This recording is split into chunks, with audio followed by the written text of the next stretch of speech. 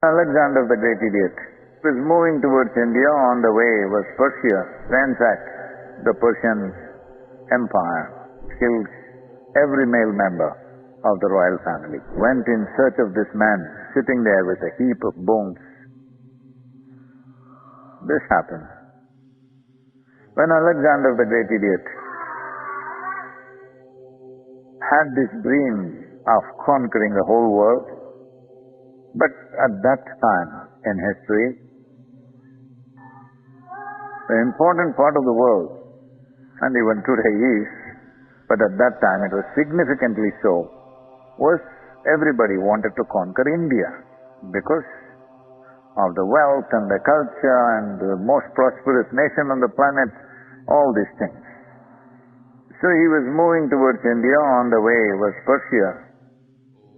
So he ransacked the Persian Empire,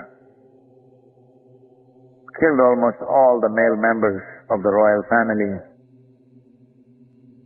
and then he wants to leave, move towards India. But he needs somebody, a vassal king, to manage, somebody who is his puppet, who will manage the kingdom for him. You can't just pick up somebody and put them up in those days. They must be of the royal family, otherwise people will not gel with that. So he started looking, but unfortunately he had killed every male member of the royal family. Then somebody said, there is one prince who left the family long time ago, and he spends all his time in the graveyard. The Persian people have this, that they're dead, they neither bury nor burn. They're very smart people. Even today, they're very smart people.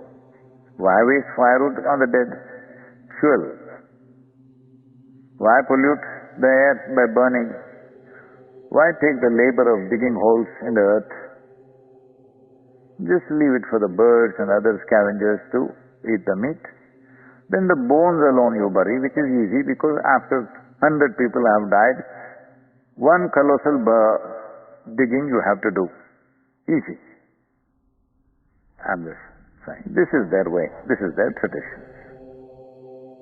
So this young prince left the family for years. He's been just sitting in this graveyard, watching these bones, trying to realize something.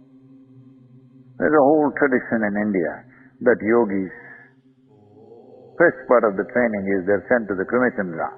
Go sit there and watch. So Alexander went in search of this man. So he was sitting there with a heap of bones. Alexander said, see, I will make you the king. You just be there as a king. I will take care of everything. My soldiers will manage everything. My people will manage everything. You just be the king, sit on the throne, wear the crown. We'll take care of everything. Then this prince, looking at a heap of bones here, like a disappointed vulture, because vulture is disappointed if the bone doesn't have meat. Like that, he is looking at it and says, see, so many have died here, many of them killed by you, and some are rich, some are poor, some are royal families, some are ordinary people, some are high, some are low. I've been trying to make out through these bones which one is high bone, which one is low bone, which one is royal bone, which one is ordinary bone, which is a rich bone, which is a poor bone. I'm not able to get it. Can you tell me? Alexander looked at it. This was too complex for me. He just left and went away. It was too much for him. The most precious thing is your life. It is slipping away. You are thinking this and trying to find explanations for the drama that's happening around you. Time is going away. If you could stop time and discuss how your husband is not okay, we can do it. But time is going away. But we are investing time in things that we don't care for. If you knew time is going away, you would not invest in things that you don't care for, isn't it?